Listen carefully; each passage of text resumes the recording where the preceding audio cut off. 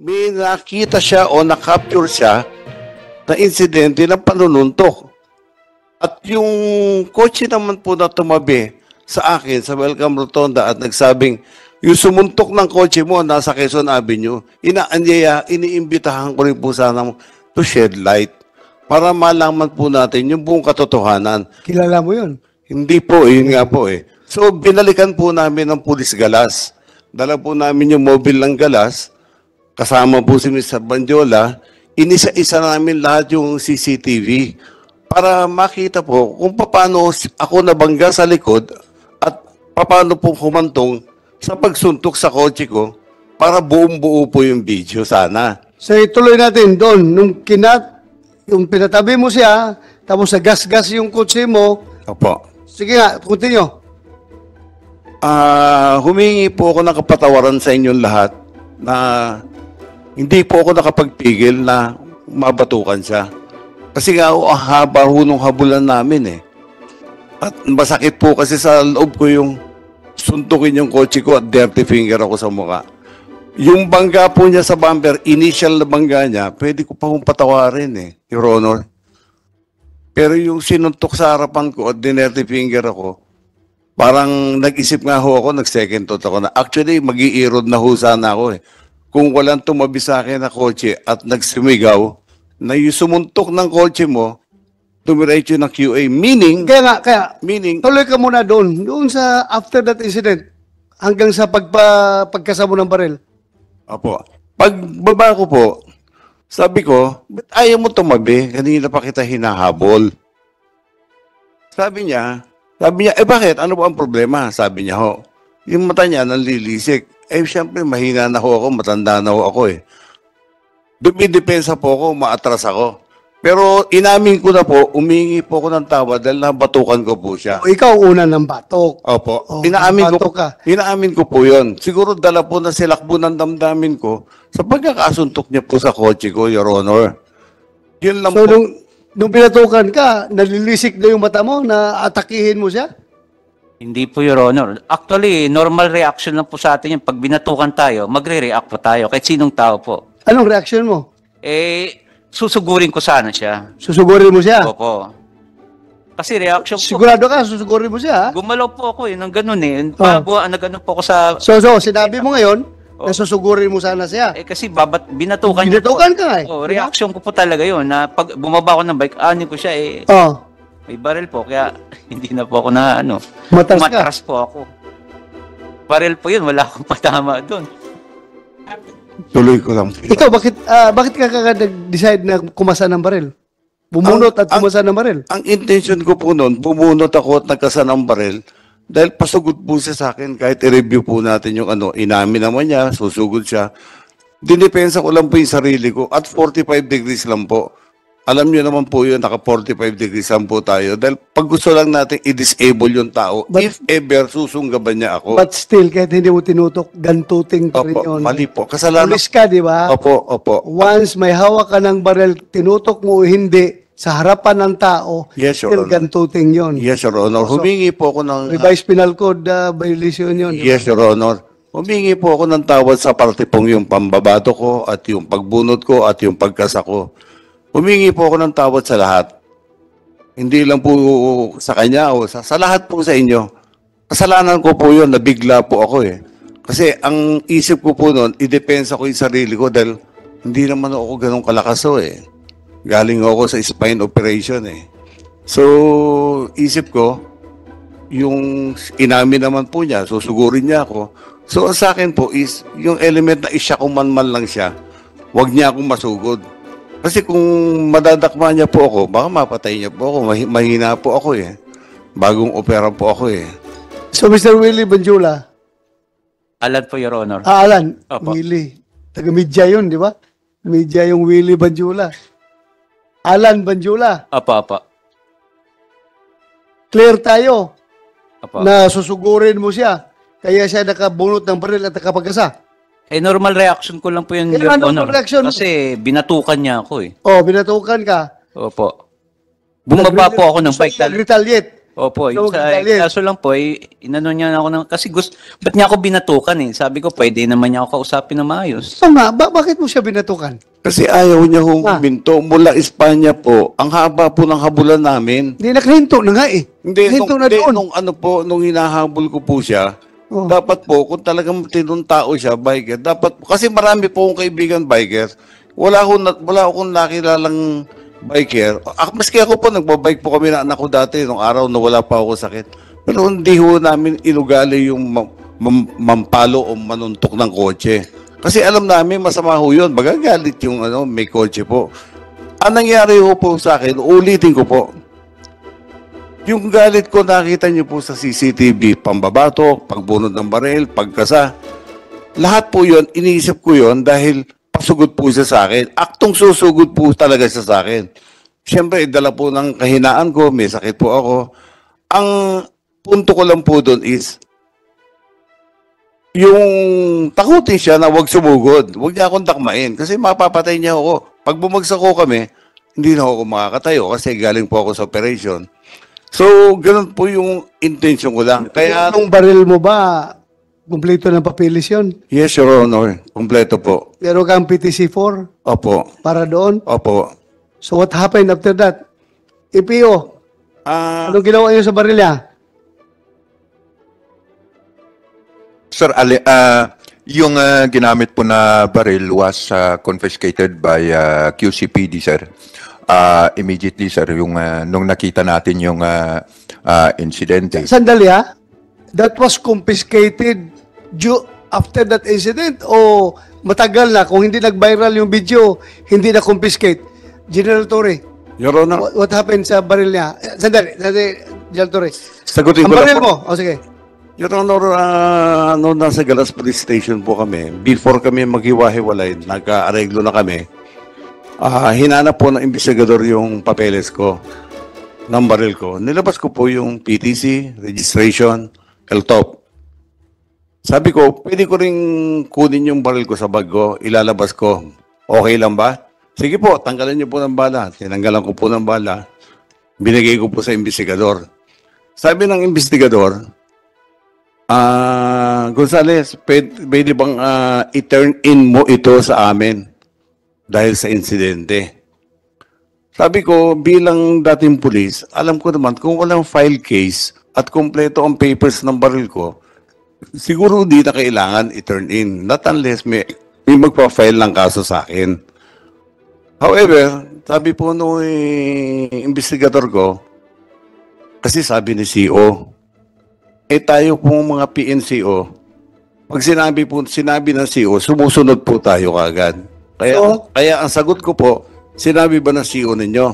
Oo, Sargento, sabi niya. O sige, iwan ko na. Resibuhan niyo, turn in ko. Ganun po ako kadaling nag-turn in po ng baril ko po. Okay. So, kinuha pala, kinumpiskate talaga pala ang baril mo. Yes. Doon sa Galas Station. Yes, Your Honor. Kinuha, kinumpiskate Opo. after that incident. Yes, Your Honor. Okay. General Lucas, afterwards, ano nangyari na? So, nung nakita namin yung video na lumabas nung August 27, that was Sunday, I immediately called up General Torre kung na-identify yung bumunot, sir, ng baril. So, immediately thereafter, binigay sa amin ni General Torre yung report. So, on that day, nirevoke namin yung LTAP ni Mr. Gonzales, which consists of 4 firearms, 3 caliber 45 and 1 caliber 9mm. Thereafter, nung August 28, kinonfiscate na namin yung 3 baril niya. Yun, Honor. Ilang baril? Sir, 4 po yung nakaregister sa kanya, 3 caliber 45 and 1 9mm. Nasa custody na ninyo ngayon ang mga baril niya. Yes, sir, yung 3 po. Yung isa kasi po, sir, yun nga, sinurrender niya sa Galas. So, pwede pa siyang magkakaroon ng...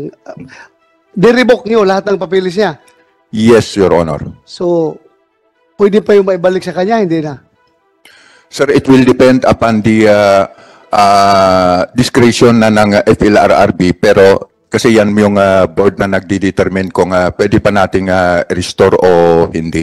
Pero as the approving authority, hindi na po pwedeng magkaroon ng firearms si Mr. Gonzales.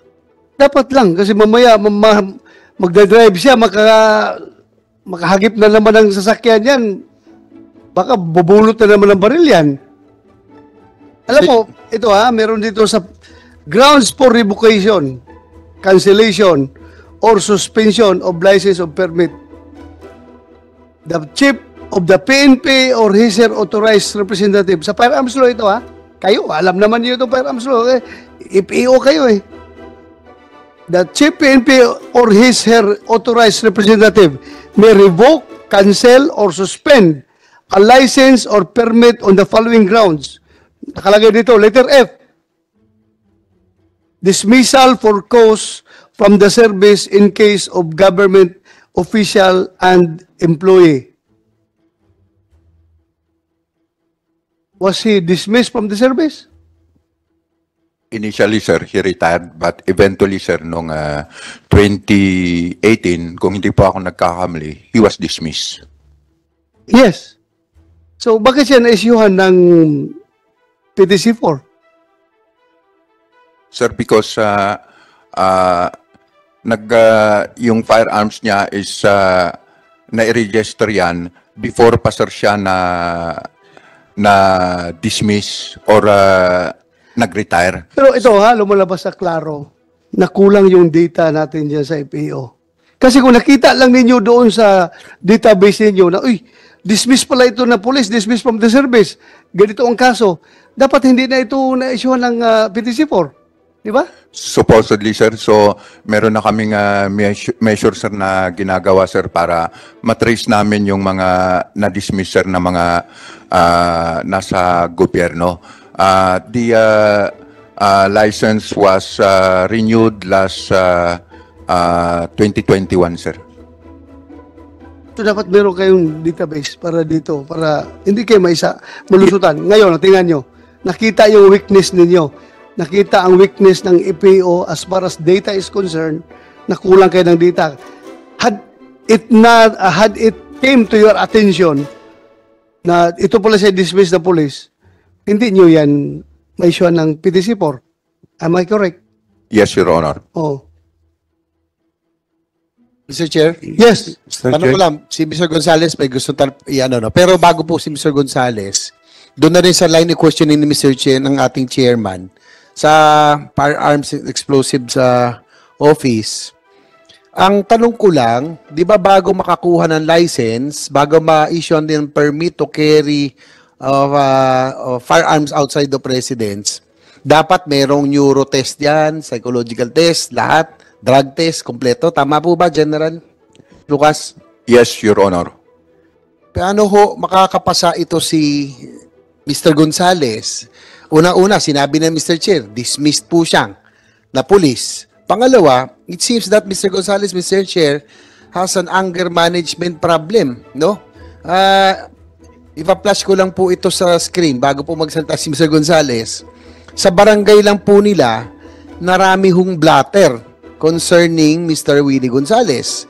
And I have with me here summary of cases of Mr. Gonzales. Parang 10, no? Senator GB, Senator GB, ilan dyan ang grave threats sa mga po? Merong robbery, prostrated homicide, obstruction, perjury, robbery, prostrated homicide, grave threat, violation of PD 1866, grave coercion, and light threat. So may grave threat, may light threat. Ito pong nasa half screen po, Mr. Chair, are blatters, no, sa barangay po nila. Mukhang sa barangay nila, mukhang hindi rin maraming kaibigan si Mr. Gonzales. Siguro si Barangay Captain Calma, kayo po bang barangay kung saan nakatira si Mr. Gonzales? Sino po? Kapitan Bimbo de la Cruz, ano pong barangay nila? Magandang araw po.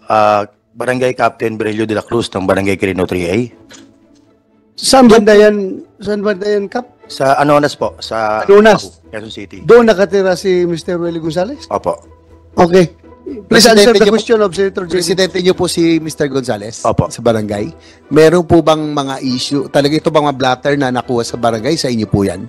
During my time po, way back 2018, nung naupo po ako bilang bagong barangay captain, during my time po, 3 lang po yung naka-record sa amin. 3 lang. Opo. So yung bago ikaw, meron pang previous kasi 10 itong hawak ko eh. Hindi po sa akin galing. Hindi sa inyo. Pero yung mula nung naupo ka, Doon lang po ako. 3. doon Ano lang po yung mga kasong yun? Ay, ito.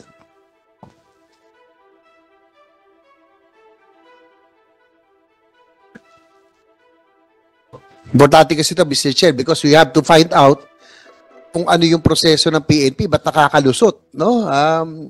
May neuro test, psychological test, anger management ito eh.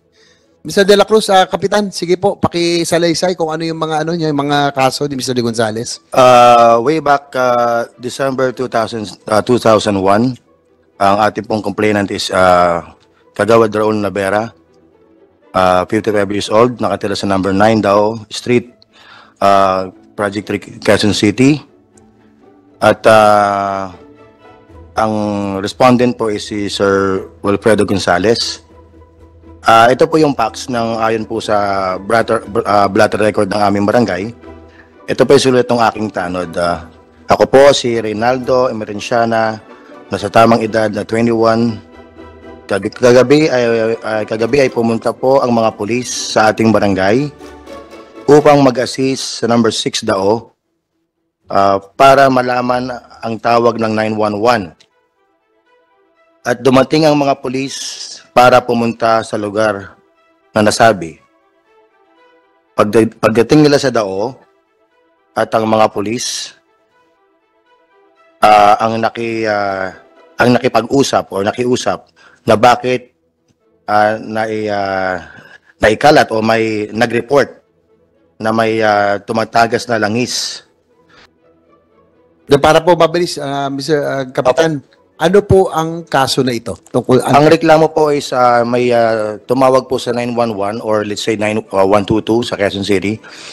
May tumatagas daw po na langis sa may Daoy Street. So agad naman pong sa pumunta ang ating mga kapulisan. At pagdating nga po doon, ang sinabi po ni Sir Wilfredo Gonzales ay pinagmumura niya si Kagawad Raul Navera na mga PI, bakit sila tumawag ng pulis. Kagawad niyo po siya? Sa barangay niyo po ito? Opo. Yun lang po. Yun Yung po pangalawa, yung tatlo pangalawa yan, po. di ba? Tatlo. So yung kagawad mismo ang pinagmumura ni Mr. Gonzales? Ayon po sa nakasulat sa blatter. Sige. Pangalawa? Yung pangalawa naman po, ang complainant po ay si Janabel Mamarodlo sa taga Barangay Libis, Quezon City. Ang respondent po ay si Sir Willie Gonzales. Ang kwento naman po nito is, to make it short, pumarada po siya sa harapan ng HQ, headquarters ni Ma'am Kate Coseteng, para humingi ng medical assistance. Pagdating sa harap, pinuntahan daw po siya ni Sir Wilfredo Gonzales at pinalipat niya yung motor. Humingi naman siya ng pasensya, bigla na lang daw po siyang sinakal, pati rin po yung anak niya na kasama po. At Sino yung sumakal? Yung anak ni Mr. Gonzales? Ayon po sa nakasulat, si Sir Wilfredo po ang sumakal. Tapos nalaglag po yung cellphone ng tao. Nabasag po yung cellphone. So dalawa sila magkasama? Ayon po Sino sa yung anak? kwento. Ayon Anak ni po. Willie Gonzales? Opo. So sinakal siya? Opo. Okay. Yung isa naman po, February po, 2021 din po. Maiksi lang po itong kwento to. Ang complainant po is Perfecto Pontanilla, BPS ako po. Noong time na yon, ang respondent po is si Sir Willie Gonzales. Pagdaan daw po niya sa Dao, nakita raw po niya si Sir Willie sa oras na yon at may kinakausap si Ate Banji at nagsabi sa tao na sino ang nagmomonitor ng CCTV sa barangay. galit na patanong at may mura. At sinabi, pag natsyempuhan ko yan, patayan. Yun lang po, Your Honor. Mr. Chair, tatanungin ko lang si Mr. Gonzales kasi meron ako ritong news article, March 16, 2001. Obilla 9 other cops get death penalty for bribery. In fact, sa news article na ito, kinomen ka pa po ng judge. Kayo po ba yung PO3 Wilfredo Gonzales? Tama ho ba? Yes, Your Honor. Ako po yung whistleblower ng drug recycling sa loob ng Philippine National Police that time. Opo, kasi ito nga po, sabi ni Judge Peralta, he commended witnesses PO3 Wilfredo Gonzales and SPO3 Renato Resurrection for mastering the courage to expose an anomaly against their colleagues and superiors. Kumbaga, yung mga senior officers mo, kayo po ang nag-witness at kumbaga kayo ang nagsabi na talaga may nangyaring bribery. Tama ho ba? Yes, Your Honor. Ito pa, continue. Two men who were Obilla's subordinates had blown the whistle on the bribe. Gonzales testified that Obilla tried to give him 15,000 as his share but he refused to take the money. Without them, the anomaly could not have been unearthed and the perpetrators could have gone unpunished. Sabi po ni Judge Peralta. So, Sir Gonzales, may ginawa ka palang kabutihan noon. 2001. Pero nung nag-2018 hanggang ngayon, parang lahat na lang nangyari. Bakit? Ang dami mong kaso sa barangay pa lamang. What happened in that span? May ginawa kang kabutihan noon pero 20 years after, mukhang naiba yung karakter mo. Sige po. Your Honor, mabuti nga po na nabuksan po natin itong issue to.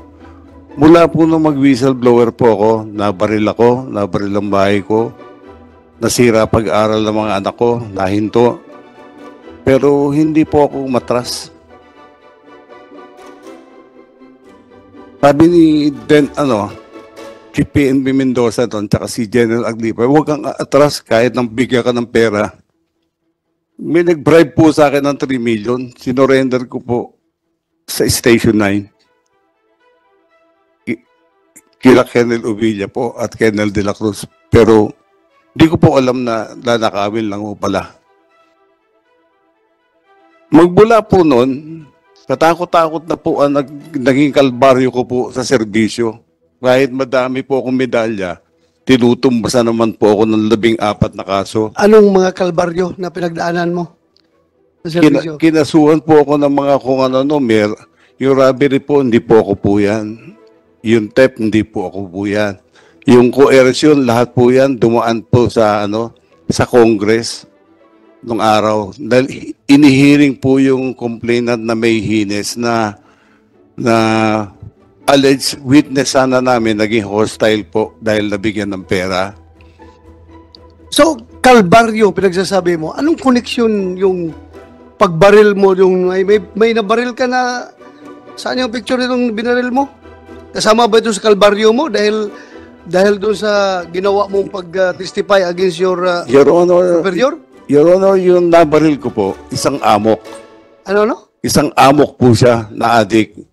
Amok nga, yun ang claim mo. Pero napatunayan, ang investigasyon dito, wala nakitang kutsilyo. Kaya ka nga na-desisyon na i-dismiss dahil nga doon sa Your Honor, dito sa investigation na ito. Your Honor, pwede ko po ituloy. Yes, go ahead. Sa RTC 77 po, dismiss po yung kaso niyan, acquitted po ako. At pagdating po sa... It doesn't mean na if acquitted ka criminally, administratively acquitted ka rin. No, it doesn't follow because sa korte, sa criminal case, ang kailangan dyan is proof beyond reasonable doubt. Pwede po. Sa administrative is only preponderance of evidence. Yes, Your Honor. So yan kaya you correct your understanding, Yes, Your Honor. Yeah. Pwede ko pong ituloy, Your Honor. Nagkaroon po ng full-blown investigation ito sa PNP. Uma-attend po kami ng hearing at ng abogado ko, si Atty. Bayubay, then Captain Dio. Uma-attend po ako ng hearing, nung summary hearing, sa custodial unit po siya naka-assign, si Captain Dio. now Colonel Dio of IAS daw po. Ngayon, 4 times, may receive po, may radio message, registered hindi naman po umaattend po yung complainant ko. Nung malaman namin, kaya pala hindi umaattend, hindi naman ata na ibibigay ng kamag-anak ni Ovilia, hinahatulan ng bitay. Alleged po yung dapat ibayad sa kanya para umattend. Kaya po nasabi Calvario, sandali anong connection ni Ovilia doon na ikaw nagbaril ng tao? kasi yung lawyer po na kila Ovilia po, yun po yung nagbabalak umattend nun doon sa summary hearing ko, pero hindi po tumuloy dahil hindi ho ata paid. So in short po, At least, those are all your assumptions, ha? Those are all your assumptions. Sige, go ahead. yes, Your Honor. After full-blown investigation po ito, after 4 hearings na hindi po uma-attend yung kabilang party, nag-request po kami kay Captain Dio at saka yung lawyer ko ng resolution. Kung ano resolution niya, dapat i-drop and close niya na po. Nagtataka po ako, ting pupunta po kami ng lawyer ko, sina PM. But on 2013, I was surprised. One Colonel Pusana called me up and said, mag-submit ka lahat ng documents ng Huertas case. Mag-submit ka lahat dito ng Huertas case folder. Kasi wala akong hawak. Ako ang second summary hearing officer mo. Sabi ko po, Diretso tayo. Opo. Ilang beses ka na-dismiss sa serbisyo? Dinismiss po ako meron po akong ditong desisyon nung May 30, 2006, 3 pong agency ng PNP ang nag-recommend sa akin ng dismissal, demotion of rank, etc., etc. However, meron po akong ebidensya na Ang tanong ko lang kung ilang beses ka na-dismiss sa serbisyo. Per your knowledge. na-dismiss po noong 2006. 2006? Using June 1 decision na hindi naman po ma-authenticate. Wala ka nang, tanong ko lang kung ilang beses ka na-dismiss. Noong 2006 po. 2006? Your Honor. Tapos reinstate ka. Opo, Your Tapos Honor. nakapag-retire ka 2016. Opo, Your Honor. Kailan ka naging pulis? July 8, 1990 po, Your Honor. 1990. Opo. Hanggang 2016. Yes, Your Nag-retire ka. Yes, Your Honor. So ang haba ng panahon na yun, hanggang nakapag-retire ka, ang ranggo mo P1 pa rin. Bakit ka hindi na-promote? Kasi ganito po yun. Alam ko naman, kasi ito nga ho, pakikita ko sa inyo. Kaya ka hindi na-promote siguro dahil katakot-takot Hindi, ang kaso kinakarap mo. Your Honor. Sinabi mo kaso dito, Your Honor, gusto ko sana ipakita sa inyo po ito para matulungan nyo ako. ano? Tulungan yung pamilya ko. Bakit? Exonerated po ako nung dinismiss po ako eh. Ha? Exonerated po ako nung dinismiss po ako eh. Hawak ko po yung authentic. Exonerated ka sa ano? Sa Yung pinang-dismiss po sa akin na kaso noong 2006. sa criminal case. Sa Exonerated ka. PNP po, sa PNP po, exonerated po ako, sir. Oh. Your Honor, Exonerated ka? exonerated po. Paano ka na-dismiss? Authenticated kami po ito. Tuloy ko lang po, sir. Sige, Pwede, sige. if I may. Pina-authenticate ko po ito. Authenticated po ito, original coming from NCRPO. Nagulat po ako, bakit ako na-dismiss? Alam mo, ikaw, sa kamaro mo na yan, hindi mo kaya ipaglaban yung sabi mo dismissal. I don't think so. Nakita ko kayong mga pleadings mo yung mga dismissal mo, yung mga appeal mo sa NAB, na-reinstate ka nga dahil ang galing ng mga pleadings mo, ang galing ng abogado mo magawa ng papilis mo. Tapos ngayon, yung sabi mo na yan, hindi mo kaya ipaglaban niya, Your Honor, hindi ko maniwala sa iyo. if I may, pwede ko po ituloy. Sige. Nagtaka po ako, nagkaroon po ng June 1 decision in a matter of 1 day. Same signatory po, same General Attorney Kasugbo. Pero hindi na po ako exonerated. At yun ang ginamit nilang basehan para i-dismiss po ako from the service. Kaya po, Anyway, yung kaso mo, that will be another forum. Idali mo yung sa Napolcom. May Napolcom dito. Nakikinig ka, Commissioner Bernabe, ha? Tingnan mo yung kaso niya. Baka, kaya mong reinstate o kaya mong i-dismiss uli. Anong tingin mo? Tingnan mo lang. Yep. Anyway, nandito, Mr. Gonzales. Andito Napolcom. Kung justifiable talaga yan, by all means, that's your right. Ilaban mo. Kaya po, Ilaban mo. kaya nga po ako humingi ng tulong sa inyo. Bago Hindi- man lang hindi- ako mawala, sana, mag-clear to. Hindi na kailangan ang impluensya ko dyan, basta karapatan mo yan at karapat-dapat kang reinstate. Nandito na Polcom. Sila nang bahala. Yeah, go ahead na Polcom. Mr. Chair, meron po kasi tayong desisyon. Ito po ay 2017. Doon po si Mr. Gonzales na dismissed from the service. Ito po yung kanyang grave threats po ito sa kanyang mga neighbors. And then, in-appeal po nila ito sa NAB. Noong pong 2021, dinenay na po yung kanilang appeal and yung MR. So, alam ko po ngayon po ay nag-appeal sila ulit sa office ng secretary. So, pending po doon. Pero po yung kanyang dismissal po noong 2017 ay denied po ng NAB yung appeal nila. Pero may sabi niya, may hawak siyang papel ng exoneration eh. Tingnan nyo yan, tingnan nyo. I think po ibang case po ito. Ibang case na naman yan. So, So, six po. kadami mong case talaga. Ang dami. Your Honor, marami po talagang ibinato sa aking kaso mula po na mag-whistleblower ako. Kaya ang pangunawa po ninyo ang hinahanap ko. Anyway, naunawaan kita.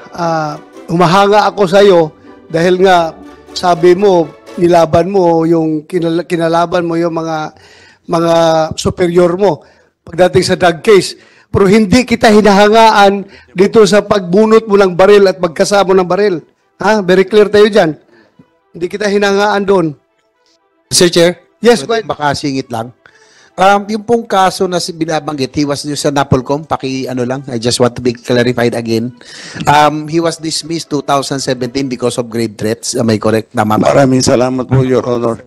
Acquitted din po ako doon sa MTC 35 on that allegation po. Yung sa At grave yung threats? allegation po nung grave threats ng kapitbahay sige ko po,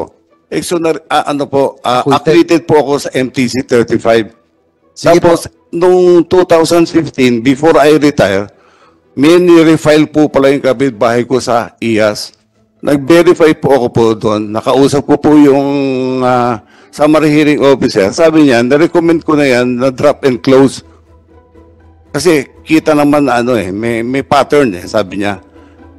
At the moment, maghintay ka for signature ni General Roldan sa taas daw po. Diba, Director. Mr. Chair, tanong lang natin Napolcom. Ngayon, 2000, Napolcom. Mr. Gonzales, tingnan natin si Napolcom. Ano po talaga yung kaso na why he was dismissed? Again, for the record. Yes, sir. Bale po yung case po is for grave threats po. Ito po yung Filed by the neighbors, yung ba yung Yes. mga neighbors?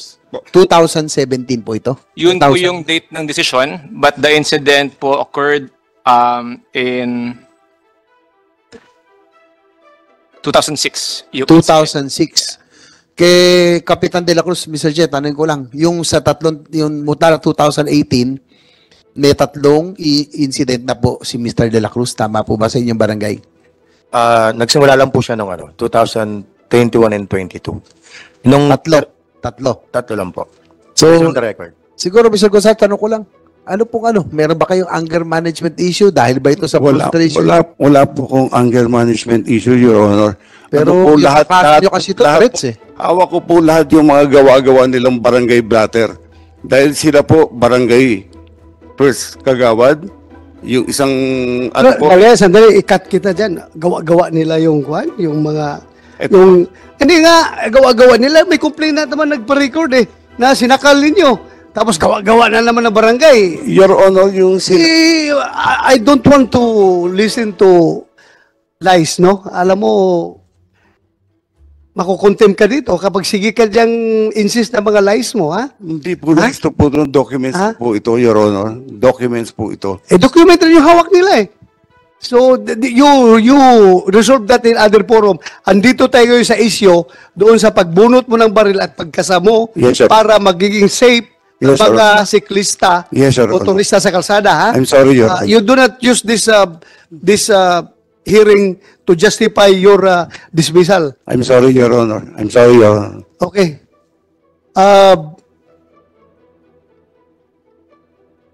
Ang official version ng QCPD, General Torre, bakit nagkaganon?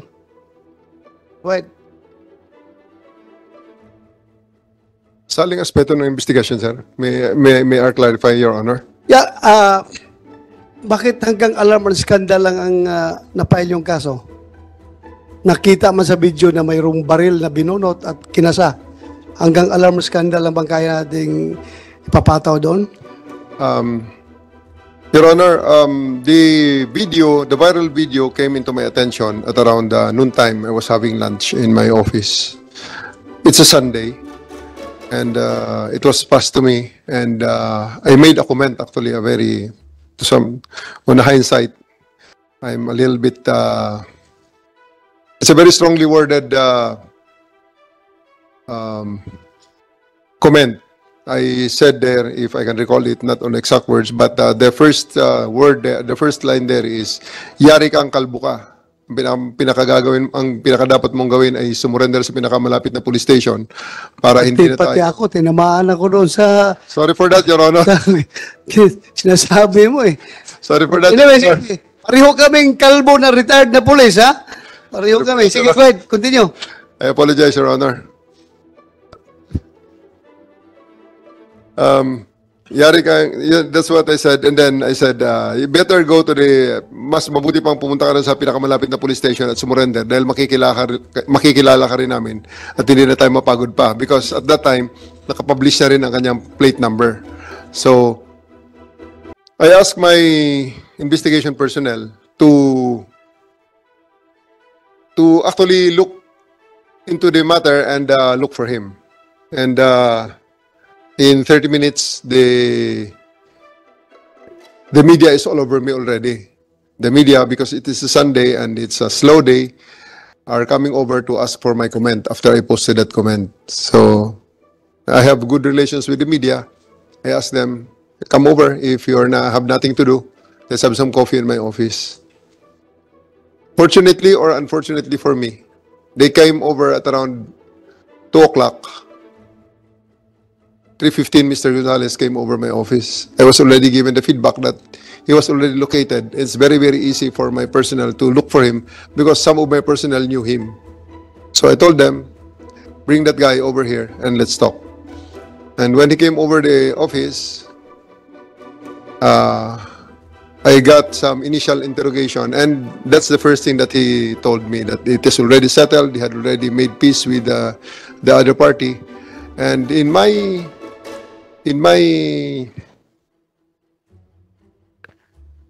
assessment, indeed, I think it was a non-issue. I thought it was a non-issue already. Considering that it happened on August 8, it was already August 27 or 28, and it's already around 3 weeks. So I assessed that if there's somebody who is really aggrieved in this matter, they would have already come out in the open and have already made a ruckus in the media or in the other forum. Now that, with that assessment, the media had been pestering me and badgering me for my comment and requesting for Mr. Gonzales to be interviewed. I am now in quandary whether to grant the request or not. And on hindsight, again, giving us a 2020 vision, I should have done it in a different manner. What I should have done is I have made a statement to the media and let Mr. Gonzales go his own merry way and face the media on his own. However, I made that wrong move of bringing him in front of the media when I made a statement. He's just in another room and I asked him to be brought to me. And for that, I drew the flag and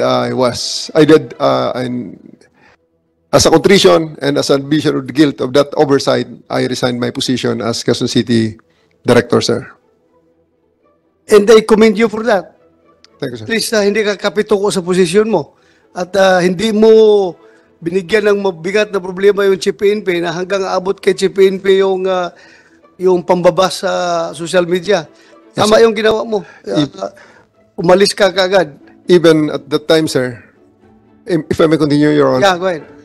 Even if during the time, I have already gathered all the evidences. After 24 hours, I gathered the evidences to support whether the matter is indeed closed and drop and closed. I have asked the station commander to give me the CCTV coverage of the investigation room when the person arrived, because there were allegations that the cyclist was allegedly harassed, was kinaladkad, etc., etc. So I asked the station commander to actually give me the CCTV footages, because Station 11 is a smart police station. The CCTV there had microphone pickups. We hear every sound that made around the CCTVs. And also at that time, As we speak, I think hindi mo na kailangan yun. Dahil galing naman mismo sa kanya. Yes, sir. Tinanong natin dito. Yes, sir. Open na dito sa open na hearing na ito na hindi man ito siya hinaras. Hindi siya tinakot. And he was satisfied with what you did. But that's according to him. Siya Yes, naman ang complainant, di ba? thank you, sir, for that affirmation. However, even with until this point, I believe that the only oversight I did was allow him to be interviewed beside me. But he will be interviewed nonetheless in other forum, in other venues. And however, because of that, I still tendered my resignation, considering that I just want to protect my unit, Quezon City Police District, and the PNP in general, sir. Thank you. Mr. Chair. Yes, go ahead. Anyway, gaya din na sinabi ni Chairman De La Rosa, we commend you, no, for owning up to your lapse. Thanks, sir. Nag-resign kayo voluntarily, Gerald Torre. However, parang merong incidents kayo gusto ko lang i-clarify with Mayor Belmonte, of course, who is your Chief Executive Officer of your city. Ano po ang nangyari sa inyo? Parang hindi kayo nagkaroon ng pagkakaunawan regarding this issue. I do understand, sir, that when I had a long talk with the mayor after I tendered my resignation, she accommodated me. I asked for an audience to just personally apologize to her. Pero nagalit po kasi siya. Yes, sir. Doon sa nangyari. Yeah. That's why. Okay. Yes, Your Honor. The bottom line there is that she pointed out that I could have handled it in a better way, and she really pointed out that she did not like the idea that was projected by that press conference with the main actor, main perpetrator, and until now the main suspect that, if you may, sitting beside me for that during that press con. And Did you acknowledge that it was a lapse on your part? I did, sir. That's why I tendered my resignation. Tama rin po kasi if you're Mayor Joy Belmonte, parang lumalabas. Perception-wise, na parang pinaboran nyo kasi si Mr. Gonzales. Yes, sir. By doing that. I do. So, we commend you for manning up. Marami kasi naghahanap ng nagtuturo eh. At least kayo, sinabi the buck stops here. Kayo ang umamin na nagkamali po kayo. Yes, sir. And I do believe that everything that my personnel did was within the rules, except for some lapses, minor lapses. However, with in light of that CCTV going viral, I asked my station commander, Station 11, to file the case of alarm and scandal, because it is one case that we need no private complainants. So it was done on 1 hour after the opening of the offices on Tuesday. The viral video went out on Sunday. Monday was holiday. Tuesday was the first working day of the week, and at 10:05 the case was already filed in court. Just for the record, talaga bang pinaboran mo si Mr. Willie Gonzales dahil dati siyang police, kaya in-accommodate mo doon sa opisina mo at pinawa-prescom mo pa, kasama ka?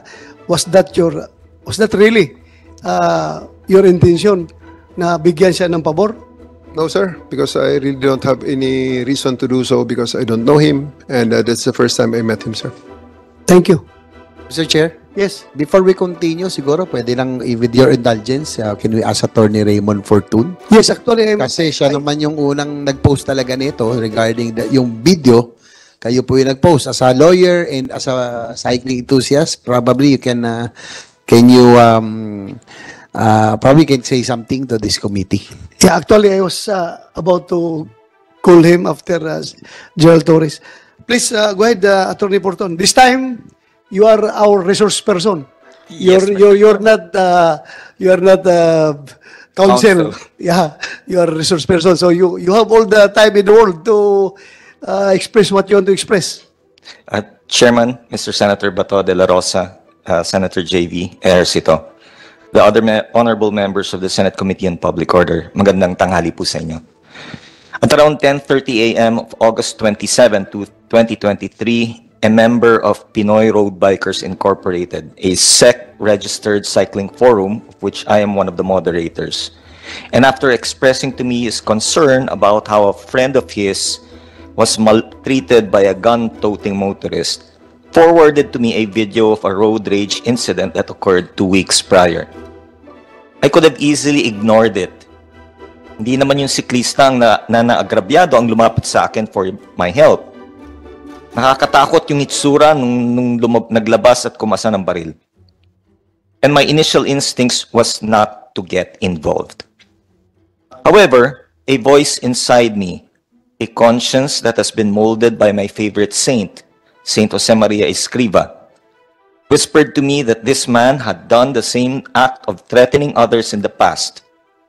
This wasn't the first and last time he will do it to a cyclist, a motorcyclist, another motorist, or a neighbor. Saint Josemaria has exhorted laymen to be spontaneous in moments like these, to be selfless despite the obvious risks to life, to be a saint in the middle of the world. I posted the video on my Facebook page and asked for help to identify the gun-toting individual. I knew that there was no financial gain for this act. I have no political agenda, as I'm not even a member of any political party or organization. Hindi ko kailangan magpasikat. My close friends and even the media know that I enjoy my privacy. But my duty as the moderator of the largest cycling forum in the Philippines and my duty as a citizen of this country compelled me to help the poor cyclist, to get this madman off the streets, to protect other Filipinos who might be his victims in the future. Nung kinagabihan, nag-usap kami mismo nung siklista. Sinabi niya na takot siya para sa pamilya niya. Kahit na nangako ako na ilapit siya sa mga senador tulad ni Senator J.D. Ejercito, Bato de la Rosa, or Pia Cayetano.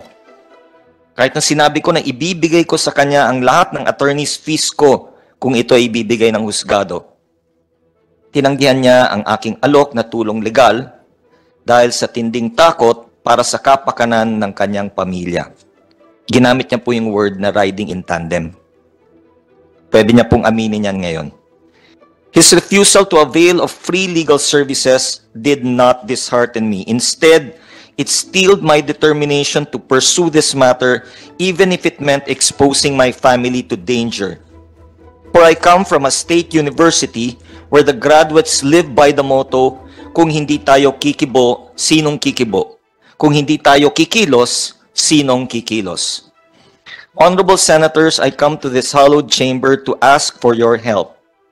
Yes, you do have the power to conduct investigations to ferret out the truth not only on what happened between Alan Bandiola and Wilfredo Gonzalez on August 8, 2023, but also to find out from where Mr. Gonzalez acquired the temerity to pull out and cock his gun on an unarmed cyclist. Sinong nagbigay sa kanyang lakas ng loob? Sino ang kanyang sinasandalan? Ano ang ginawa ng mga responding policemen? Why was Bandiola left alone, afraid and hungry for 5 hours at Galas Police Station?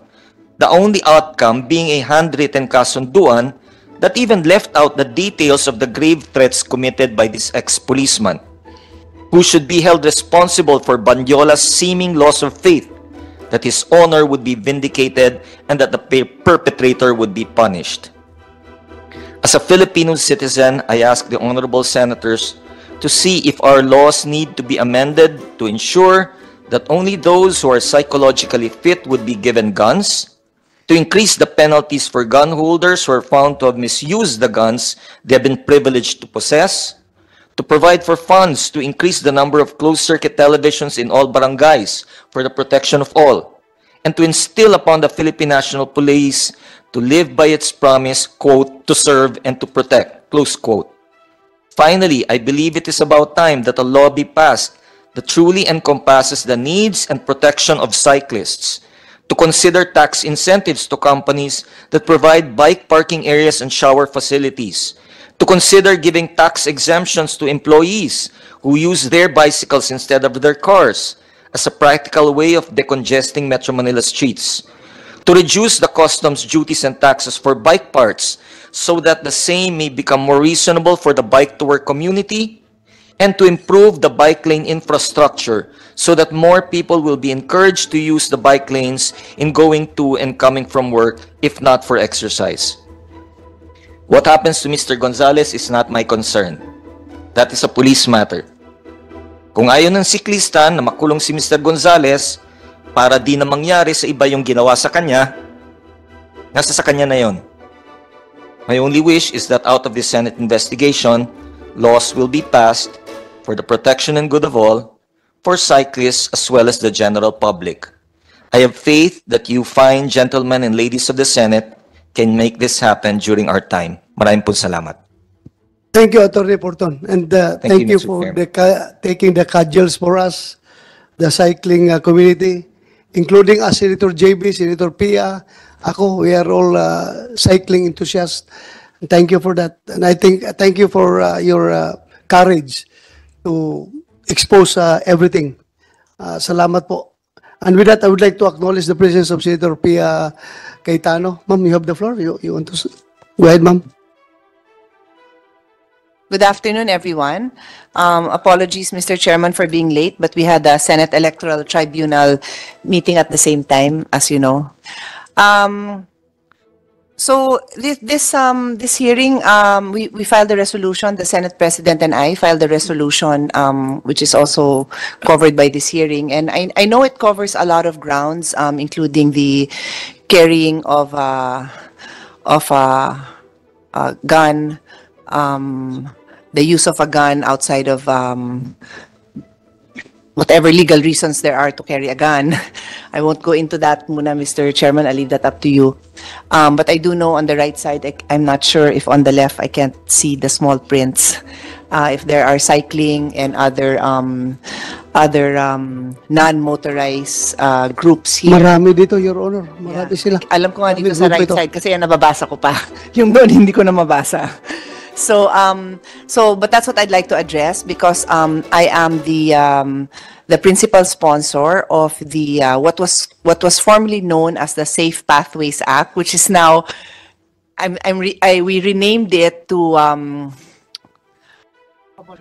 our new title is Walkable and Bikeable Cities Act. But with this incident, I'm now rethinking baka it should really be Safe Pathways because this now really defines what we had in mind na maging ligtas sa pahamak ang gumagamit ng mga daan na yon na dinefine natin as safe pathways. And I'd like this hearing, Your Honor, to also cover non-cyclists because maraming hindi nakasakay sa 2 gulong o 4 na gulong na are in dire need of safety when they are on the roads. Yung pedestrian, yung tumatawid lang ng kalye, yung dun sa bill natin, and by the way, my two colleagues here are co-sponsors as well, no? So atin lahat ito. I'll acknowledge for you the presence of Senator Padilla, Mr. Chairman. So in that bill, it even defines, and I'm sure many of you na nakatira sa mga barangay, mga eskinita, di ba pag may namatay, sinasara yung kaling yon o kung may piyesta, sinasara. So that's what we call slow streets. And ang definition natin ng slow streets, slow nga. Walang mabilis doon, walang paspasan ng motor, wala ring sasakyan. Siyempre, yung nakatira doon, pwede mo naman ilabas yung sasakyan mo. Pero yung purpose noon, yung mga lola, mga lolo, mga bata, pwede tumakbo. And that's what we want for our children, di ba? A safe place to, hindi yung pwedeng bata, anak, huwag kang lumabas ng bahay. Ang hirap naman ng buhay na gano'n, na huwag kang lumabas ng bahay. And then ngayon, pati matanda, pati ako ba, sabihan ako ng mga anak ko, huwag ka na magbisikleta dahil baka may mangyari. So, on that note, I also wanted to share my personal experiences. Ako naman, as a cyclist, and I've cycled all over the country, talagang we put ourselves at risk when we do that. Kasi the fact na dalawa lang yung gulong mo, talo ka na kaagad. Kahit sa tricycle, talo ka. Lalo na sa truck, lalo na sa van, sa jeep, talo ka na. Pick up, lahat, talo. Kasi napakanipis pa nung gulong, hindi mountain bike ang dala ko kung nasa labas ako. Nasa bundok ako, mountain bike. Pero pag nasa kali, road bike, ano ba yun? Senator Pia, sa lahat ng gumagamit ng kalsada, tayo ang pinakamaliit na gulong, pinakamanipis na gulong. Kaya dapat tayo ang inaalagaan ng ibang gumagamit ng kalsada. Tama. When I started biking, just before I became a senator, so mga 2003 yata ako nag-umpisa mag-bike talaga, tapos 2004 ako naging senator. Ang nandun lang talaga siguro sakali yung masasabi kong yung talagang mga siklista. Sila lang talaga, or yung ibang mountain bikers na papunta sila sa bundok, pero syempre dadaan din yan sa kali. So I would like to think, but I don't have the data, mas maraming aksidente doon kasi yung pananaw ng mga driver, sila yung may-ari ng kalye. Yun talaga, I feel it and I hear it. Na, oy, alis kayo dyan sa kalye. Hindi talaga, parang wala talaga kaming karapatan sa kalye. Okay? But times have changed, I hope, no? Over the last, after 10 years, 15 years, mas marami ng cyclists. And then, yun nga, yung push, marami na rin communities na nag-acknowledge, nagkaroon na rin tayo ng mga bike lanes, right? So, unti-unting naiintindihan na rin ng mga driver na, hindi pala ako may-ari ng kalye. But it requires a change of perspective na ma-realize na I have to share the road. Maraming hindi naniniwala doon. So, yung sa experience ko, marami na akong hindi ko masabing kung nahampas ko, pero siguro nahampas ko rin. Kung nakata ko, makakahampas ka talaga kasi feeling mo, buhay mo yung nakataya eh. It's a natural reaction na makahampas ka. And if makahampas man ako on the spot, yung nadaanan ako, or after, syempre hahabulin ko yun, tas hahampasin ko ng gano'n yun. Hoy! Bakit mo ako ginitgit? Ginagawa ko yon para makatch ko yung attention niya. Hindi naman para hindi ko naman kaya makadent ng kotse pag inano ko. And then I confront the drivers and I tell them, at that time kasi 2004, 2005, my daughters were 5 and 8 years old. So sinasabi ko, pag namatay ako, walang bubuhay sa anak ko. Dahil single mother ako, kaya mong buhayin yung mga anak ko, kaya mong buhayin, papakainin mo, papaaral mo yung mga anak ko. Yun yung sinasabi ko talaga sa mga, because I want them to think, what will happen if mamatay ako as a cyclist, di ba? Ang mangyayari is walang magulang yung anak ko. So, pinapaalam ko sa kanila, tas, sorry po, nagmamadali lang. Kahit na kung makapatay ka ng tao, di makukulong ka, wala rin magpapakain sa anak mo. So, ganun ho yung mga sermon ko sa mga kahit sino. Tapos, ninenervyos po yung driver ko, yung security ko, kasi nandun ako nagsisisermon sa but so far, as far as I know, it ended well. I think, at least for me. It ended well kasi I'd like to think na yung sermon ko na talagang pinersonalize ko, sana mag-iingat na sila the next time na nagmamadali sila. So, I share that story because yun din ang inspiration ko nung we drafted that bill. And parang wala ho yata dito, Mr. Chairman, ng MMDA, In-invite ko na. In-invite sila. Pero wala namang problema yon kasi pero walang problema, Mr. Chairman, kasi ako na to, I commit to call the Chairman-President, si Attorney Don Artes, to explain. Kasi my concern goes beyond this hearing, no? Meron mga moves to reduce the use of the biking paths, not just for bikers, but for motorists. And that is the exact opposite of what the purpose of a safe pathway law is about, no? If it's a bike lane, it's a bike lane. Doon po sa Taguig, kung hindi pa kayo nakapunta, I invite all of you. Doon po sa may C6, sa may Lakeshore, we have a pedestrian and walkable lane, we have a bike lane, and we have a car lane. And we recognize, hindi madaling gawin yon sa mga cities na matagal lang nagawa. Dahil mag-uungkat ka, mag-expropriate ka pa ng property, hindi naman basta-basta magagawa. But you have a chance to do it in new developments. And we did it in Taguig City. Dun sa, ano na yun, right now, I don't know if it's 10 to 15 kilometers. So for cycling enthusiasts, please feel free to go there. But it's meant to be shared, and the bill explains, and I was just talking to Justice Marvic Leonen kasi siya po ay isang cyclist din. Tinatanong niya sa akin kanina, Chairman and JV, and of course si Senator Robin was there, no? Tinatanong niya kung ano yung speed na allowed, kung allowed, and if so, ano yung speed na allowed ng electric bikes. And matagal na debate yon for those of you in the cycling communities who joined our hearings. We really discussed that. Ang objective lang naman natin is malaman kung what will work for all, di ba? And we followed an international standard na pwede ang electric bikes pagka ito ay magfa-follow ng minimum speed. Kasi nga, pababayaan mo si electric bike mag 50 kilometers per hour, tapos yung mga bikers 20, di ganun din, di ba? And then I noticed there is a scooter, saan ko ba nabasa si scooter? You, Mr. Tim Vargas. And maybe at the proper time, I don't know kung sako pa to ni Chairman, but public order sako pa rin. Kasi in other parts of the world, may mga moves then to disallow the use of scooters, ano? So, but these are things that we should be mature enough to discuss without emotions, di ba? Ano yung makakabuti sa tao? Paano natin i-ensure yung safety ng mga tao and at the same time move towards a sustainable society, sustainable cities, na ang sustainable cities po natin is really more walking, less motorized vehicles, no? So that's my little long spiel on the long-term effect of this hearing, Mr. Chairman, because we need to have a happy coexistence among all of us. And of course, safety also includes na when somebody like me, a woman, a female, or somebody like Mr. Bandiola, a young man, and what if kasalanan ko? Because the truth is, I have also almost been in serious accidents because of cyclists also. So, let's not pretend na lahat ng cyclists, lahat ng pedestrian, sumusunod din. Hindi rin.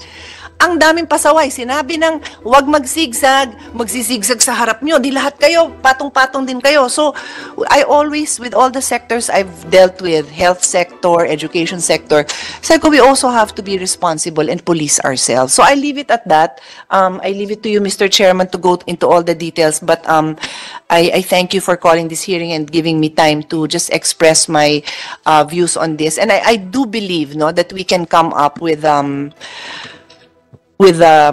good solutions if we all try to work together. One last point, barriers. Minsan ang laging nakikritik is kasi walang barriers. But the truth is, and even in Taguig City, which I'm very proud about, if that city was, not the city, but the developers, no? If you talk about BGC, may developers po dyan, mga private entities, ano lang yun, parang two lanes lang yun, one way going, one way the other way. Tapos, we insisted na lagyan ng bike lane. Pero how much can you take? May bus pandadaan. We are limited by realities. Lagyan mo pa ng barrier yon, babawasan mo din yung space ng ano. So, you know what I mean? There's no perfect. There's no perfect. We live with we live with what we have. And when our father was undergoing treatment in the US, nagbabike kami papunta sa area namin, yun yung exercise namin. Meron talagang common use spaces. So kung magagalit kayo sa LGU nyo, bakit yan dinadaanan ng sasakyan? Kasi meron po talagang daan na hindi naman kayang i-exclusive for bikers. Kahit gustuhin, di ba? Mag-share talaga tayo ng road. So that's it. Sharing is caring. I end with that, Mr. Chairman. Follow, like, and subscribe. News 24 Philippines Daily News.